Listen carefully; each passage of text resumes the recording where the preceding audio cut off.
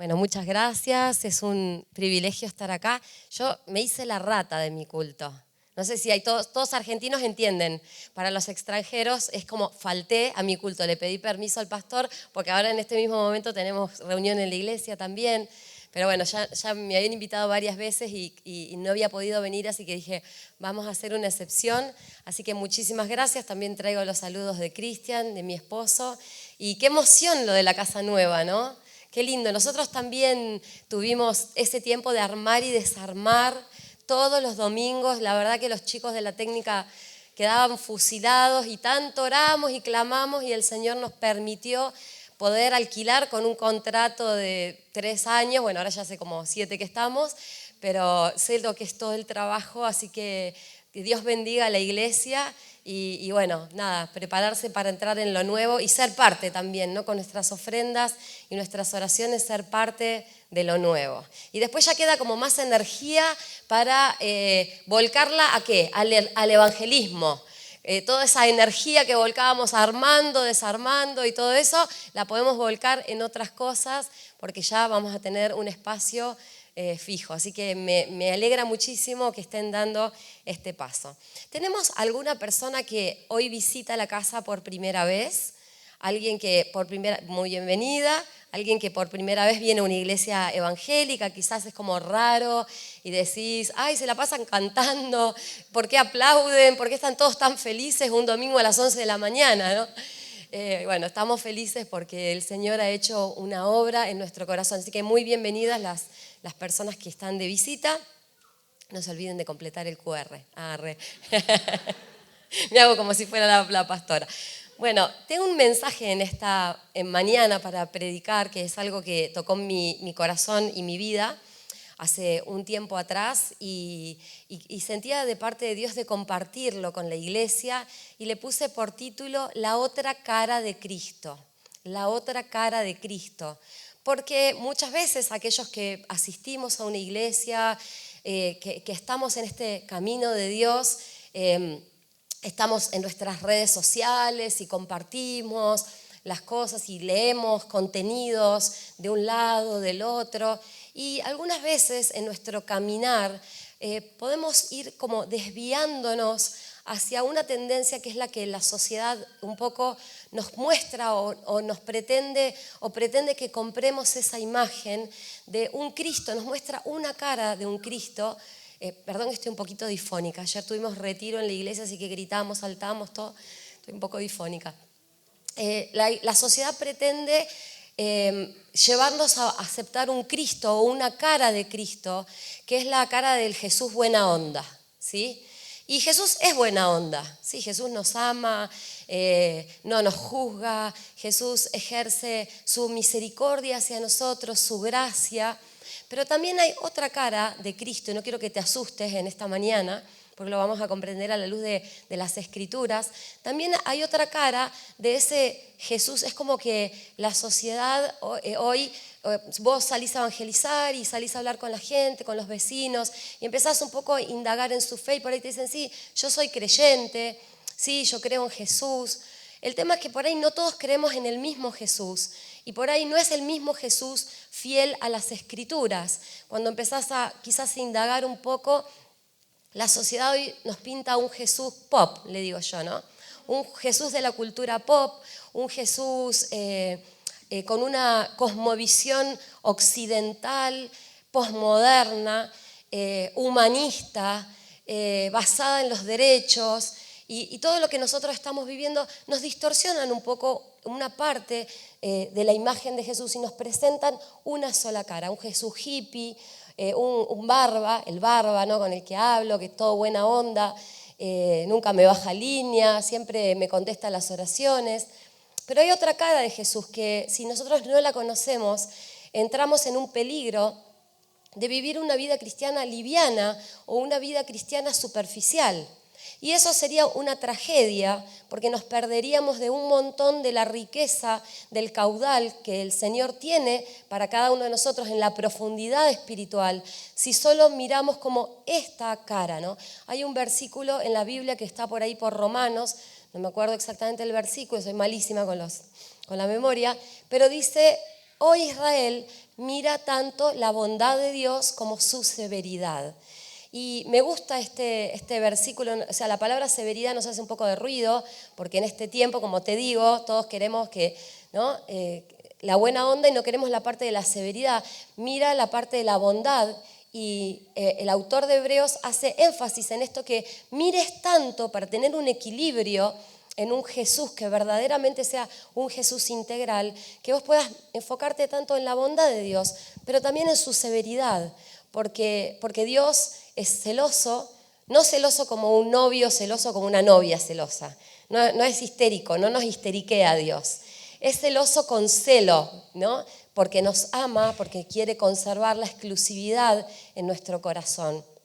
Entonces, tenemos algunas demandas en el Evangelio que si nosotros no las conocemos, como les decía recién, corremos el peligro de vivir una vida cristiana superficial, o también corremos el peligro de decepcionarnos, de frustrarnos cuando el Señor impone quizás alguna de sus normas, o cuando el Señor nos muestra otra cara de Él, que es la que nunca nos habían predicado, la que nunca nosotros habíamos querido mirar, y eso nos trae una gran frustración y un gran fracaso.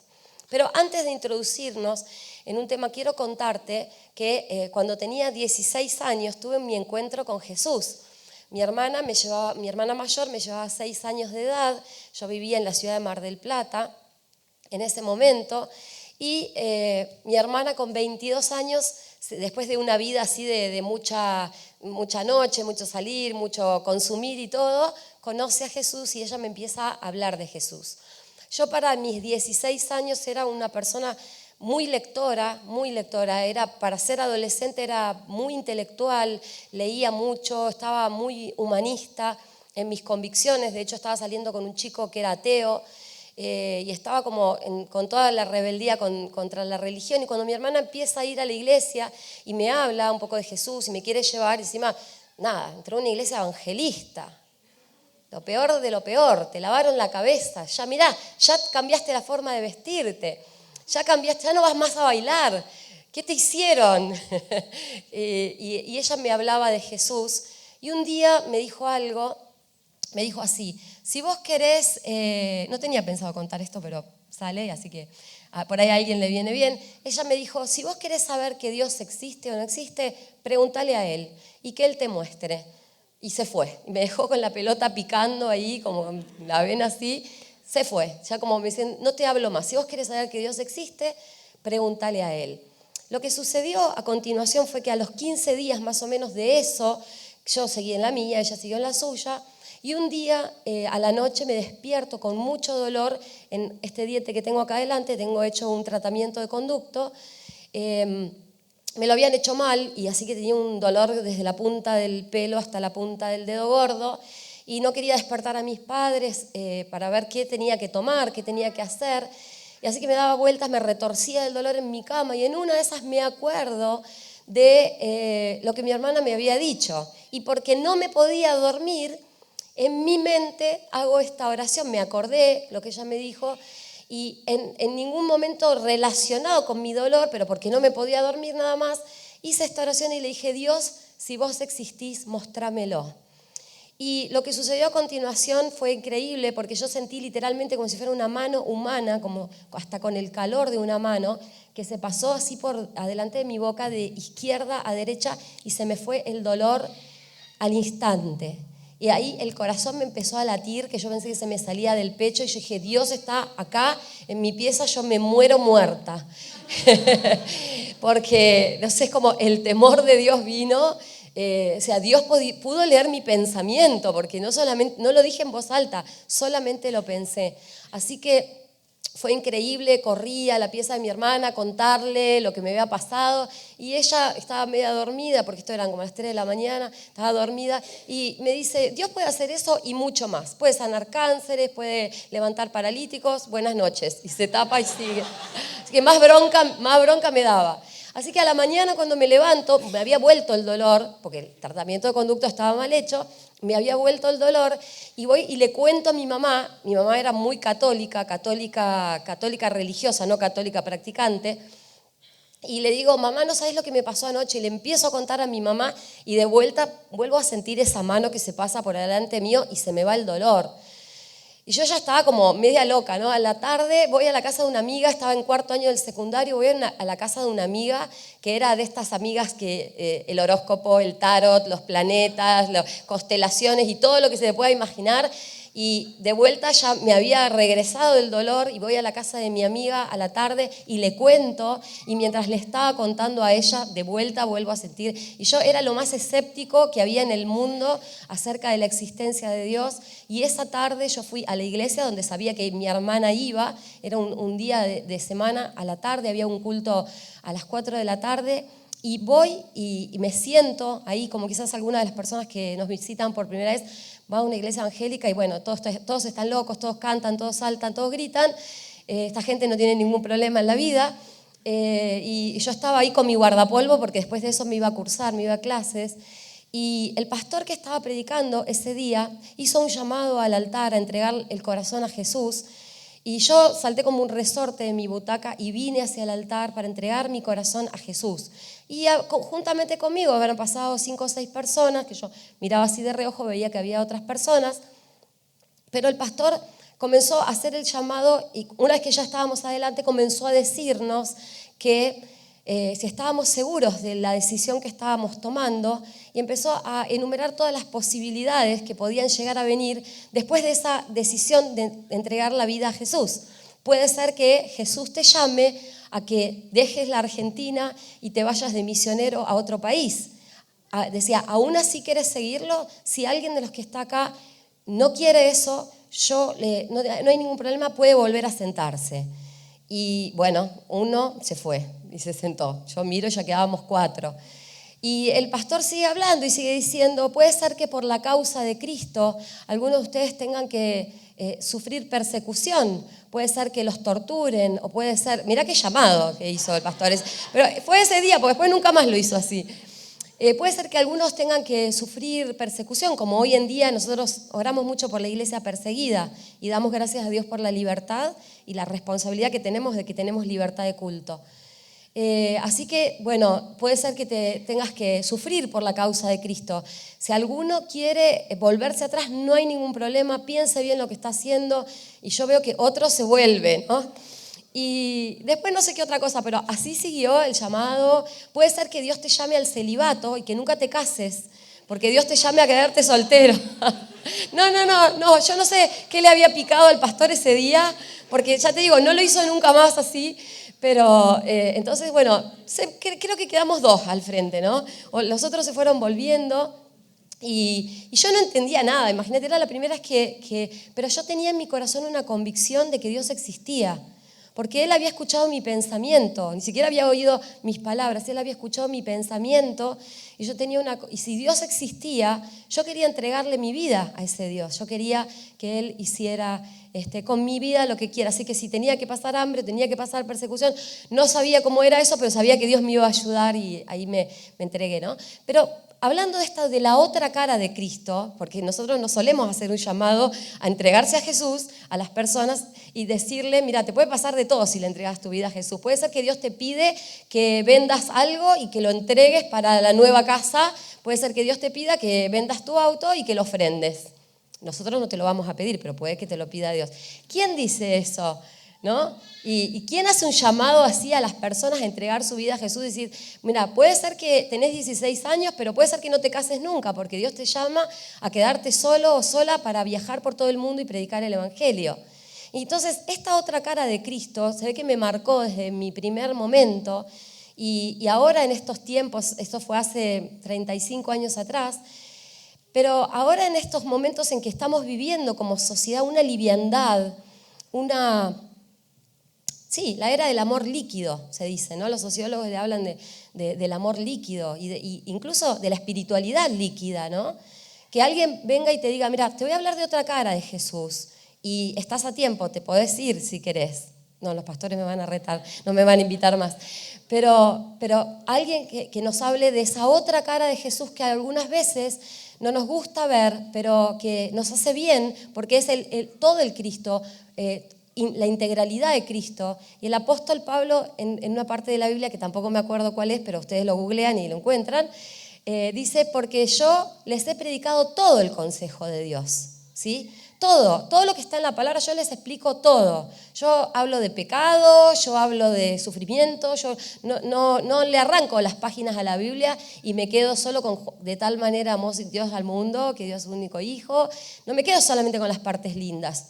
Pablo dijo, yo les predico toda la palabra del Señor. Y quiero que rápidamente en esta mañana, fue un poco larga la introducción, quiero que en esta mañana nosotros veamos o repasemos, porque ya probablemente las sepamos, esas otras facetas de la otra cara de Cristo que a veces no solimos ver tan seguido.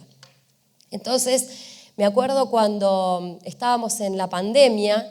¿Cómo atravesaron ustedes la pandemia? Bien, bueno, acá tienen unos pastores que son muy con la tecnología y todo, así que todo debe haber marchado sobre ruedas, pero me acuerdo que una vez, cuando la pandemia empezaba y empezaba a encerrarnos y eso, había una frase que venía a mi corazón y era desafiar a la gente a tener una comunión con Jesús. Y Dios me decía que había personas que tenían un Jesús que no resistía una pandemia.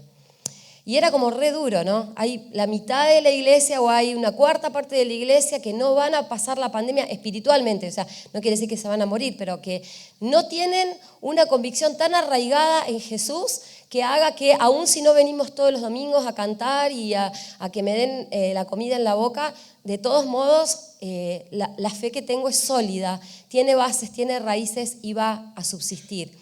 Y la solidez de nuestra fe está dada más en esta otra cara de Cristo, que es la que estamos hablando en esta mañana, que en esa que a veces nos enfocamos, ¿no? Entonces, en primer lugar, el Señor nos hace un llamado, así como a mí me hicieron un llamado ese día y me invitaron a recibir a Jesús en mi corazón, a entregarle mi vida. Y este llamado que Jesús nos hace en esa otra cara es un llamado a morir al yo. Lo primero que Jesús te dice, cuando te dice que si querés ser su discípulo o su discípula, te dice, va a haber muerte. Va a haber muerte por todos lados en tu vida. No me refiero a muerte física. Vas a tener que morir algunas cosas que a vos te gustan, pero que a Dios no le gustan. Como por ejemplo algunos pecados, algunos vicios. Vas a tener que morir a tu ego. Esto es todo el tiempo, es a fondo, ¿no? Morir al ego. Vas a tener que morir a tus deseos para cumplir los deseos de Dios. Vas a tener que morir a tu comodidad, ¿no? Y esto nos duele un montón. Esto nos duele un montón. Cuando el Señor nos llama a salir de nuestra zona de confort y sentimos que morimos, pero que Dios nos está llamando, ¿no? Y dice la palabra del Señor, no sé si ustedes tienen sus Biblias ahí en su celular o suelen proyectar los versículos. Tengo ahí en Mateo 16, 24. Dice, si alguien quiere ser mi discípulo, tiene que negarse a sí mismo, tomar su cruz y seguirme. Si alguien quiere ser mi discípulo, tiene que tomar su cruz. Tomar la cruz, quizás lo hayas visto en los elegidos, o lo hayas visto en la película Jesús, o lo hayas leído en algún lado. Era algo bastante arduo, no era liviano tomar la cruz, ¿no? O sea, físicamente, nada, era cargar un madero sobre la espalda, pero tomar la cruz hacía referencia a una muerte vergonzosa. Tomar la cruz o ser crucificado juntamente con Cristo hace referencia a un dolor de entregarnos, ¿no? Y eso es parte de lo que el Señor nos está llamando todo el tiempo, todos los días, toda la semana el Señor nos está llamando a ser sus discípulos, pero nos advierte que esto viene con un precio. Y ese precio, no se me asusten los que hoy están por primera vez, porque miren, pueden llegar a salir buenos. Yo terminé siendo pastora, ¿no? Pueden llegar a salir siendo misioneros, evangelistas. Hoy estás escuchando un mensaje fuerte acerca de la otra cara de Jesús y es el mensaje que te va a dar una solidez espiritual a tu vida que nunca más va a ser igual. Amén. Entonces, el discipulado, el ser discípulo de Cristo no es gratis. No te sacaste un número en una rifa y ya te lo llevaste de arriba. El discipulado, de hecho hay un libro de Dietrich Bonhoeffer que se llama El costo del discipulado. Es un libro hermoso, se lo recomiendo. Es un libro muy profundo y habla del costo de ser discípulos de Jesús. Y también me quedo pensando en el costo de no ser discípulos. El costo de no ser discípulos, porque el discípulo es el que toma la cruz y sigue, es el que se niega a sí mismo, es el que deja cosas de lado para satisfacer las demandas. Ahora, Dios no es un Dios demandante, porque esta palabra nos hace ruido, ¿no? Las demandas, ¿no? Yo no quiero ningún mandato, ninguna demanda, yo soy libre, ¿no? Pero las demandas de Jesús no son las demandas, de nuevo, de una novia histérica o de una esposa absorbente. Las demandas de Dios traen vida, no traen muerte. Las demandas de Dios traen salud espiritual, traen crecimiento, no traen estancamiento, ¿sí? No se parecen en nada a las demandas que nosotros como seres humanos les hacemos a otras personas o les pasamos factura. Entonces, el costo del discipulado al que Él nos llama en esta mañana, en esta hermosa mañana de 7 de diciembre, Él nos está llamando a tomar nuestra cruz y a ser sus discípulos. Pero pienso en el costo de no ser sus discípulos, en el costo de tener una vida espiritual liviana, aun si venimos todos los domingos a la iglesia, aun si hacemos nuestras oraciones y hacemos nuestro clamor, como recién escuchamos. Podemos, en el fondo, hacer todo eso, cumplir todas las expectativas de los demás hacia nosotros o las expectativas que creemos que la religión tiene, pero en el fondo no tener raíces, no tener una profundidad espiritual. Podemos tener un cristianismo fake, ¿no? Como se dice ahora, falso, podemos simular, pretender y se lo puede creer cualquiera. Podemos cantar, levantar las manos y cualquiera dice, pero qué buen cristiano, qué consagrado. Pero cuando Cristo viene y me hace demandas, yo me hago la distraída y me hago la que no lo escuché y sigo con mi vida. Entonces el primer llamado que el Señor nos hace a través de la palabra es que el que quiera ser un discípulo de Jesús tiene que tomar su cruz, negarse a sí mismo, escuchar la voz del Padre y obedecerla. Así que no te levantes y te vayas, como me dijeron a mí esa vez, podés volverte a tu asiento, pero esta es una invitación. Todas las invitaciones del Señor, Dios no nos impone ninguna cosa, nos invita. Y como toda invitación, se acepta o se rechaza. ¿Sos de los que van a aceptar la invitación al discipulado o sos el que va a decir, voy a esperar un poquito más, a ver si me decido? Número 2, un llamado a ocupar el primer lugar en nuestra vida. Dios nos hace un llamado porque Él es el centro o no es nada, ¿sí? Dios es el centro o no es nada. Dios no se conforma con las obras de nuestro amor. Dios no se conforma con el tiempo que nos sobra, no se conforma con la energía que nos sobra, con el amor que nos sobra. Dios quiere ocupar el primer lugar en nuestra vida. No porque Dios es un Dios histérico, de nuevo, pero porque Él nos ama tanto que sabe que si Él está en el centro de nuestro corazón, nosotros vamos a ser felices. Dios quiere estar en el centro de nuestra vida no por Él, sino por nosotros, porque sabe que la mayor felicidad y plenitud espiritual y en todas las áreas de nuestra vida va a venir cuando Él ocupe el primer lugar en nuestro corazón. Y yo no sé vos en qué lugar hoy Dios está en tu corazón. Me acuerdo que hace muchos años atrás Dios me desafió con esta de estar en el primer lugar de mi vida. Era más o menos para el tiempo que yo era nueva en la fe también. Y yo le dije, Dios, ¿sabes qué? Vos no estás en el primer lugar de mi vida, ni en el segundo, ni en el tercero. Como que hice una lista y dije, mira, vos estás más o menos en el sexto lugar, séptimo.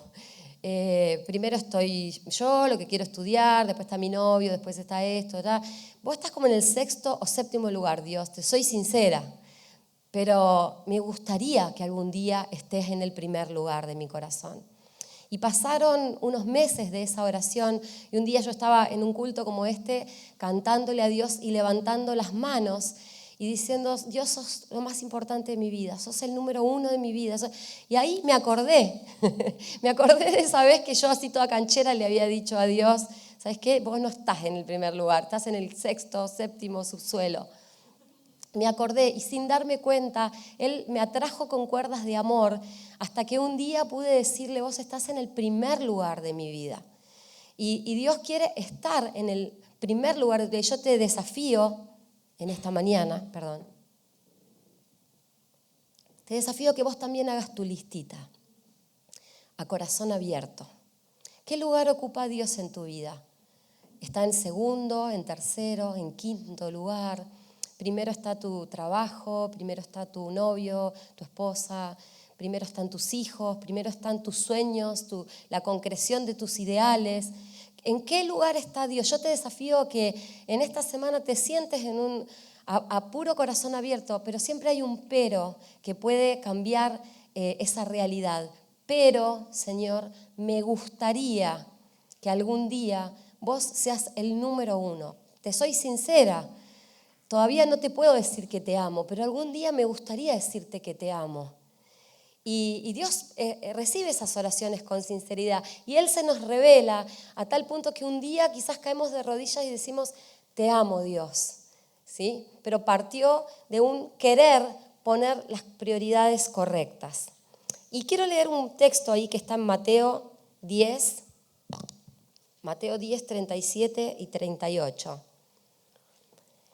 Dice así, el que quiere a su padre o madre más que a mí, no es digno de mí.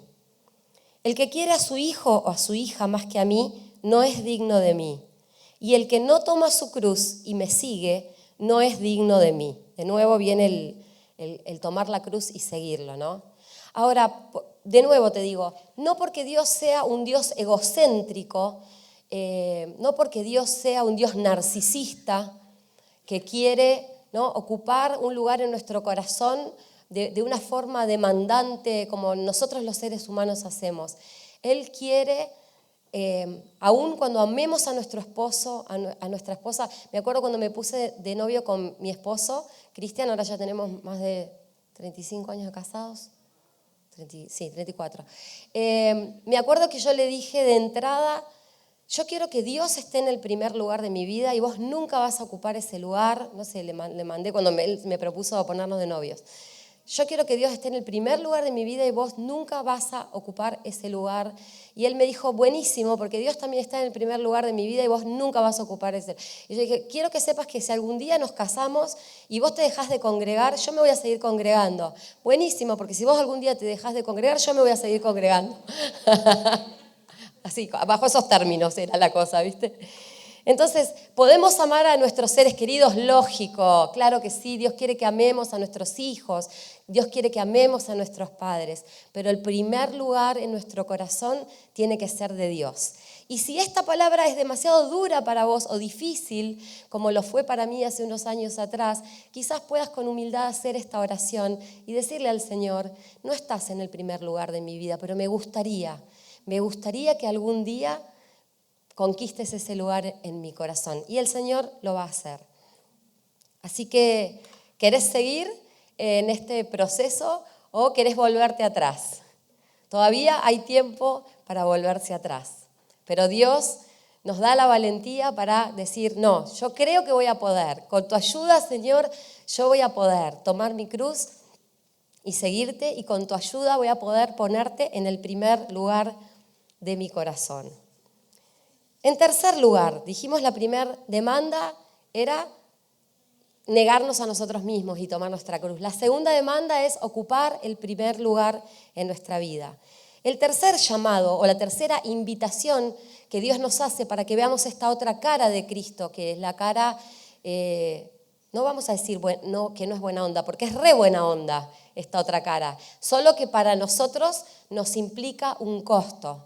Pero hay una gran recompensa. El tercer es un llamado a despojarse de lo material. Y qué lindo que ahora tenemos este desafío como iglesia de ser parte de la construcción o de la remodelación de un nuevo templo, ¿no? Cuando mi esposo es presidente de ASIERA, la Alianza de Iglesias Evangélicas de la Argentina, que nuclea más o menos un 80% de las iglesias evangélicas.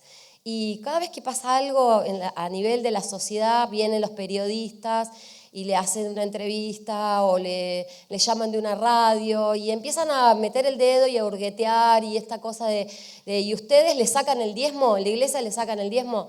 No, nosotros damos voluntariamente porque Dios nos invita a dar.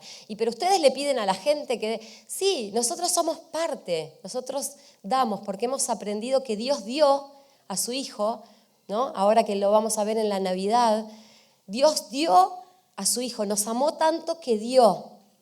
Y el tercer llamado para nosotros es un llamado a despojarnos de lo material. Y cuando hablo de lo material no me refiero solamente a dar plata, ¿sí? Que a veces no tenemos tiempo para dar porque estamos muy ocupados trabajando, pero decimos, bueno, puedo colaborar ofrendando. O a veces podemos dar tiempo, ¿no? Pero este llamado a despojarnos de lo material es un llamado a vivir un poco más ligeros, más livianos. Porque ¿cuántos saben que cuanto más acumulamos, más tenemos para perder? ¿No? Por eso la Biblia dice que no hagamos tesoros en la tierra, porque nos pueden robar, ¿no? En un segundo viene un chorro y te roba todo, ¿no? Te hackean la cuenta y te entran y te roban. Unos amigos míos esta semana le hackearon la cuenta y le robaron todo lo que tenía, habían vendido un montón de muebles porque se mudaban y tenían todo ahí, bueno, les robaron todo.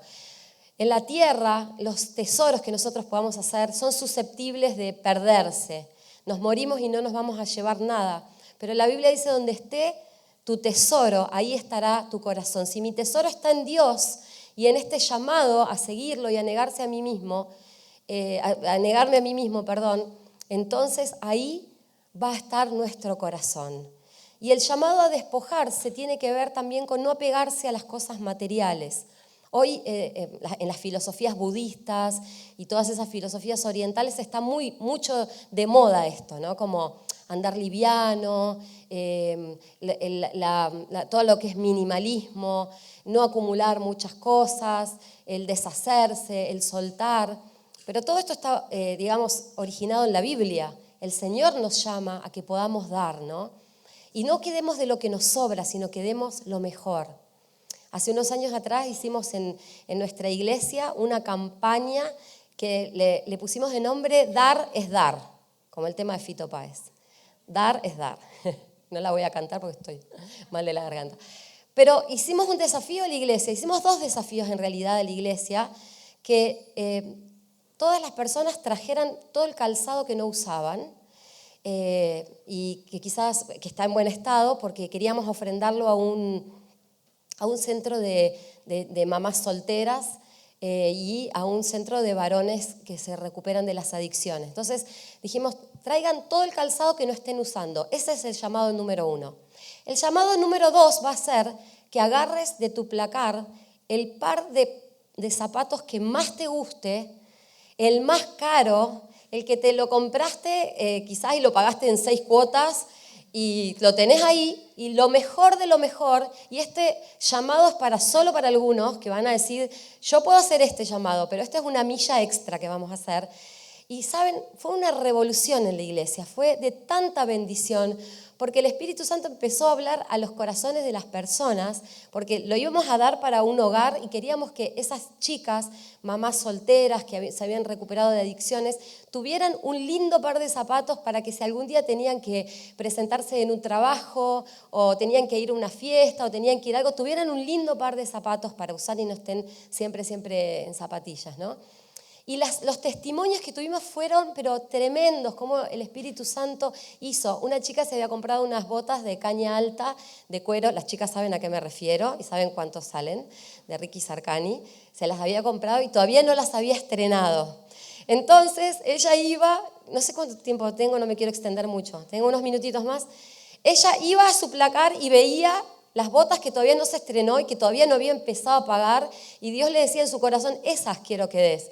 Y ella iba y agarraba las otras y las lustró, les puso betún, qué sé yo, estas están hermosas. Y veía la caja ahí y como, no. Tuvo como una semana luchando hasta que finalmente dijo, cayó ¿no? sobre sus rodillas llorando y dijo, bueno, Señor, te doy las botas. ¿No? Y yo les animé a que les hagan una cartita a cada par de zapatos, porque no sabían a quién les iba a tocar ese par de zapatos y, bueno, hicimos un relevamiento de talles, ¿no? Pero que le hicieran una cartita. Y fue tremendo lo que pasó. Otra chica que estaba muy enojada con Dios porque había perdido un embarazo y le tocan el timbre de su casa y le piden si tenía algo y ella le dice, no, no tengo nada. Y vuelve y entonces ve ese par. Era un par de zapatos que le había regalado su hermano cuando había fallecido su bebé. Y esto había pasado hace como 15 años atrás. Entonces ella tenía una atadura emocional con esos zapatos específicamente, porque recordaban ese tiempo que ella había sufrido tanto y su hermano se los había regalado. Y cuando esta persona le tocó el timbre y le preguntó, ¿tenés algo para dar, algo de ropa? ¿Zapatos tenés? No, no tengo nada, no tengo nada. Y fue y entró y vio los zapatos y Dios le habló claramente y le dijo, tenés que darlos. Tenés que darlos. Y ella, bueno, estuvo llorando toda la semana, ¿no? Porque todo eso significó un cortar ataduras emocionales y también ataduras que a veces tenemos con las cosas materiales. Y a veces Dios te dice, da, pero no des lo que te sobra, da lo mejor que tenés. Da esa campera de cuero que te costó, da eso que te gustó tanto y da, ¿no? Y haz el ejercicio de alivianar tu equipaje y de que no haya nada en tu vida, y esto es la otra cara de Cristo, chicos. Es un Cristo que demanda todo de nosotros, que nada de lo material sea más importante para nosotros que Cristo mismo. Y si Cristo me está diciendo que lo dé, bueno, que sea Cristo el que ocupe el primer lugar y nada de lo material me domine. Si hay algo que yo tengo que no puedo dar o no puedo soltar, ahí tengo un problema. Ahí hay algo en mi vida que hay una atadura, ¿no? Si hay algo que no puedo regalar, si hay algo que no puedo entregar, ahí hay una red flag, una banderita roja, algo que nos está diciendo que hay algo que tenemos una atadura emocional. Así que el tercer llamado en nuestras vidas es el llamado, y quiero leer Mateo 10, 21 y 22. Dice, cuando vino el joven rico y le dijo a Jesús, ¿qué tengo que hacer para heredar la vida eterna? Y Jesús le dijo, una sola cosa te falta, anda, vende todo lo que tienes y dáselo a los pobres y tendrás tesoro en el cielo. Luego ven y sígueme. Al oír esto el hombre se desanimó y se fue triste porque tenía muchas riquezas. Entonces el llamado de Dios es a poder entregar, ¿no? Que no haya nada a lo que Dios no pueda tener acceso. El Señor me llevó en un tiempo atrás porque Él me está poniendo mucha carga por las misiones y me ha llevado a hacer ofrendas especiales. Y un día orando le dije, Señor, yo estaba orando por la guerra de Ucrania y de Rusia. Recién se había desatado la guerra de Ucrania y de Rusia y yo estaba orando y estaba intercediendo por Rusia. Porque también sabía que a pesar de que eran los invasores, había creyentes ahí, había hijos que habían sido mandados a la guerra y había madres orando por esos hijos. Y yo estaba clamando, me estaba poniendo en intercesión del lado de Rusia, no del lado de Ucrania.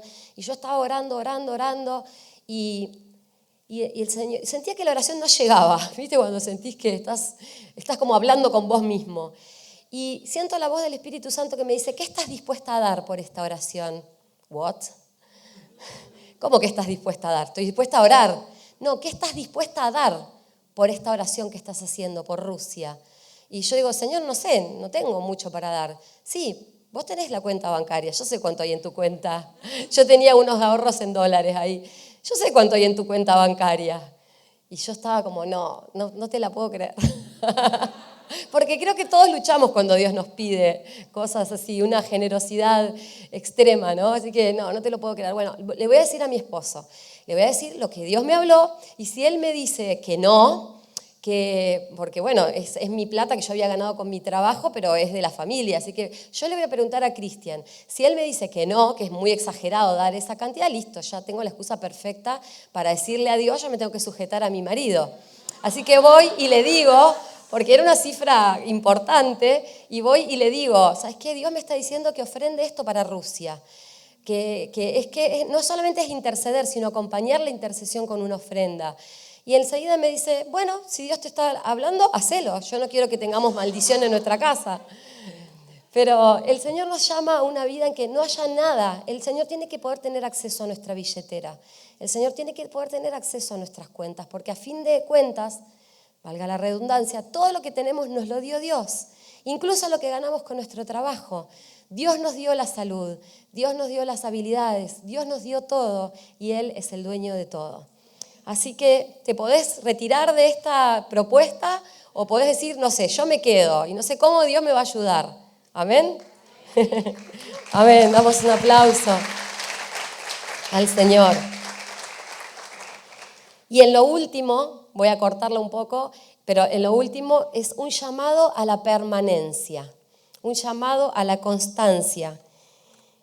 Y ahí la otra vez veía en internet no sé, en Instagram creo que era, bueno, un meme estos que andan circulando que dice, con todo el mundo aprendiendo a soltar, por favor que haya alguien que aprenda a agarrar, ¿no? Esto de que hay que soltar, hay que estar liviano, es verdad, hay que soltar y hay que estar livianos cuando Dios nos pide que soltemos y que estemos livianos. Pero en algunas otras áreas de nuestra vida Dios no nos llama a soltar, nos llama a agarrar, nos llama a afirmar, nos llama a ser constantes, a ser tenaces, a ser perseverantes. Dios nos llama a permanecer.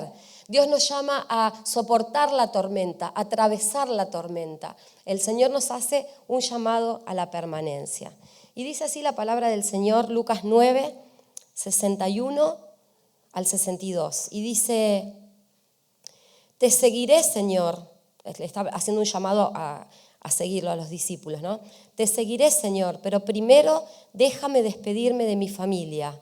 Jesús le respondió, nadie que mire atrás puede poner la mano en el arado, nadie que mire atrás después de poner la mano en el arado es apto para el reino de Dios. Esta palabra es re dura, pero nosotros también somos duros. Amén. Con la fuerza y la ayuda del Espíritu Santo somos serios con las cosas de Dios, ¿no? Nadie que pone las manos en el arado y que dice, yo te voy a seguir, Señor, yo te voy a servir, ¿no? Deja todo y pone luego otras cosas, ¿no? Y esto me hace referencia porque a veces como pastores nosotros vemos que por ahí viene una persona o como líder, si sos líder también, que te pide que ores porque necesita un trabajo nuevo, ¿no? Y vos orás y la persona está re mal y está sin trabajo y viene a la iglesia, no falta al grupo pequeño, da su ofrenda para el nuevo templo, sale a evangelizar el barrio, todo. Y entonces se me hizo una laguna. Ya me voy a acordar. Se me hizo una laguna, perdón, después de los 50 años, les aviso a los que son jóvenes, pasan estas cosas. La palabra dice, una sola cosa te falta. Anda, vende todo lo que tienes y dáselo a los pobres y tendrás tesoro en el cielo y luego ven y sígueme. Bueno, perdón, se me hizo un bache mental, debe ser que estoy muy estresada. Entonces la demanda del Señor, no, perdón, estábamos hablando de la constancia. No está siendo filmado esto, ¿no? Yo escribí un libro que se llama La valentía de ser vulnerables, así que estoy siendo recontra vulnerable en este momento porque la podría pilotear de otra forma, pero les digo la verdad, me olvidé. Entonces dice, te seguiré, Señor, pero primero déjame despedirme de mi familia. Y Jesús le dijo, nadie que mire atrás, esto estaba diciendo,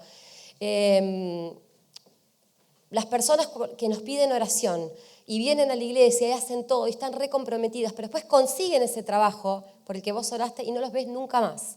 Después ya no tienen tiempo para servir al Señor, después ya no tienen tiempo para la iglesia, después ya no están en nada porque están ocupados creciendo en aquello por lo que justamente habíamos orado. O personas que dicen, pastora, orá porque estoy a punto de comprarme una casa, porque me está por salir el crédito, porque esto, porque lo otro. Bueno, y vos orás para que el Señor les dé la casa. Y después el Señor les da la casa y están tan cómodos en la casa, están arreglando las plantas, están arreglando el jardín, están pintando la casa, están haciendo la casa. Y pasan 2 años y todavía está en la casa, ¿no? Y vos decís, ¿para qué oré? Hubiera sido mejor que siguiera alquilando y siguiera dependiendo del Señor. Entonces, es un chiste esto, pero la verdad que sucede con más frecuencia de lo que nosotros quisiéramos y los líderes entienden de lo que estoy hablando, ¿no? Hay veces las personas tienen esta inconstancia y le piden a Dios cosas y Dios las hace, o personas que le piden a Dios que las sane de algo y están buscando a Dios y Dios los sana y después se apartan del camino.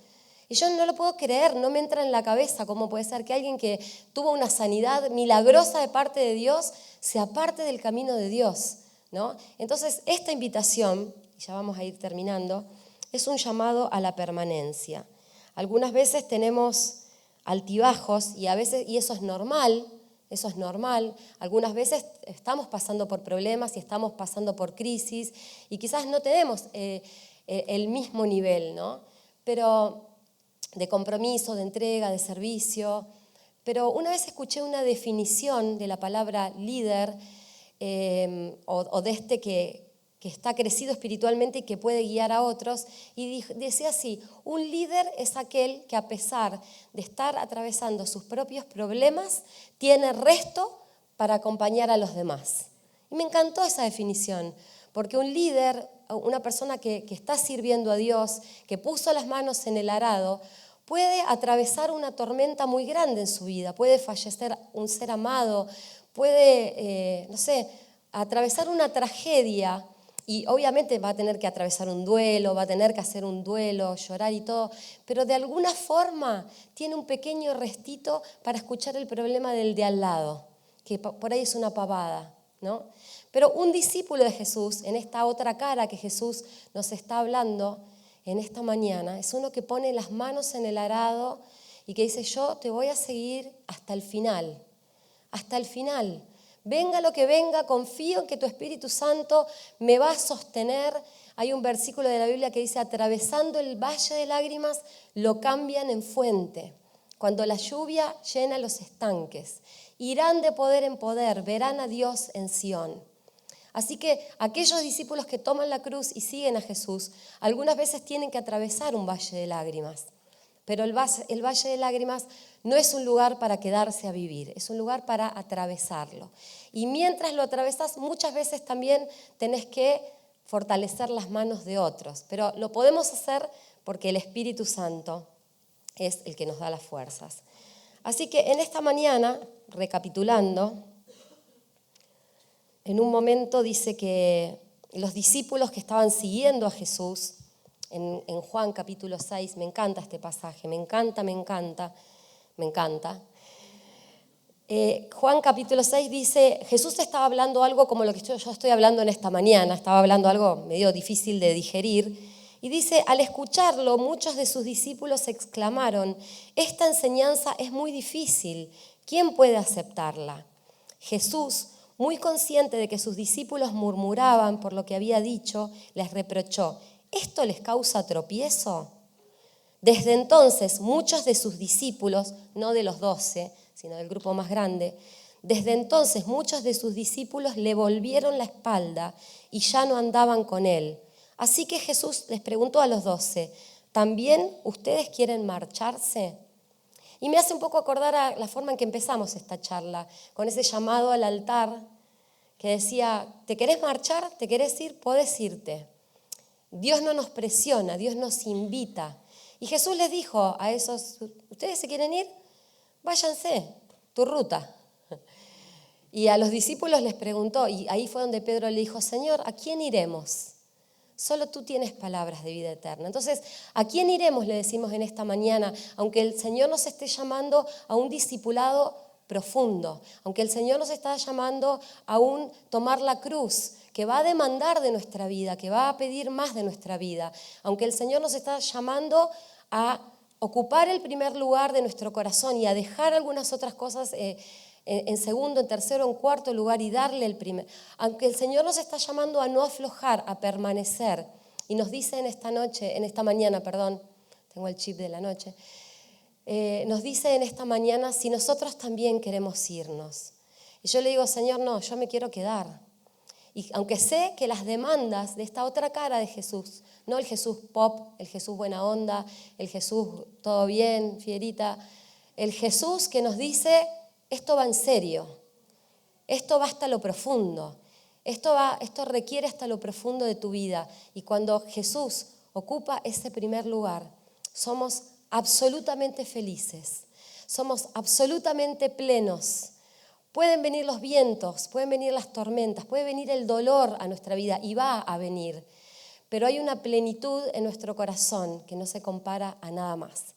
Así que mi invitación en esta mañana de parte de Dios es a tomar la cruz, es a conocer a este Jesús que lo dio todo, pero que también lo pide todo. A este Jesús que no nos va a abandonar hasta el fin de nuestras vidas, va a estar con nosotros. Un Jesús que se entregó, que murió en la cruz y que le costó todo su sufrimiento y todo su dolor por cada uno de nosotros. creo que si tomamos dimensión de esto, no pudiéramos nunca llegar a tener un cristianismo light, ¿no? Un cristianismo que no resiste una pandemia, y ojalá no venga otra nueva pandemia. Un cristianismo que es a prueba de dificultades, amén. Así que me gustaría orar y de nuevo les agradezco que me permitan compartir la palabra de Dios en casa, entre hermanos, y hablar de la palabra que tan bien nos hace. Y me gustaría orar en esta mañana. No sé si ustedes acostumbran a ponerse de pie o quedarte en tu asiento, como más te guste, la posición que quieras, para decirle al Señor, Señor, en esta mañana estoy dispuesto a mirar esa otra cara tuya. Estoy dispuesto a mirar y a escuchar esas palabras ante las cuales algunos de los discípulos te dieron la espalda. Pero Señor, yo no quiero ser del que te dé la espalda. Yo quiero ser del que no sé cómo lo voy a hacer, pero tu Espíritu Santo me va a ayudar a poner en orden mis prioridades y a ponerte en el primer lugar. Yo confío, Señor, que si en algún momento, Señor, vos me llamás a sufrir penalidades como un soldado de Cristo, tu Espíritu Santo me va a fortalecer de una manera sobrenatural. Señor, yo quiero aceptar la invitación a conocer tanto la bondad de Dios y su gracia como la severidad de Dios y su juicio, porque ambas caras de una misma moneda son las que me hacen completo, son las que me hacen íntegro delante tuyo, Señor.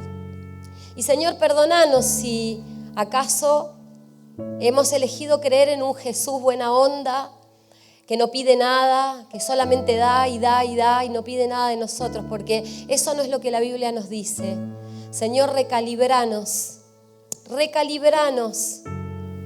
Señor, rediriginos, Señor, hacia una visión de un Jesús más centrado en la palabra. Señor, porque creemos que ser discípulos tuyos implica un costo, pero no ser discípulos tuyos, no ser discípulos tuyos, quedarse a mitad de camino, vivir en la mitad, vivir en la tibieza, qué dolor. Señor, en esta mañana nosotros llamamos al Espíritu Santo para que venga, Señor, y nos hable y nos dé convicción.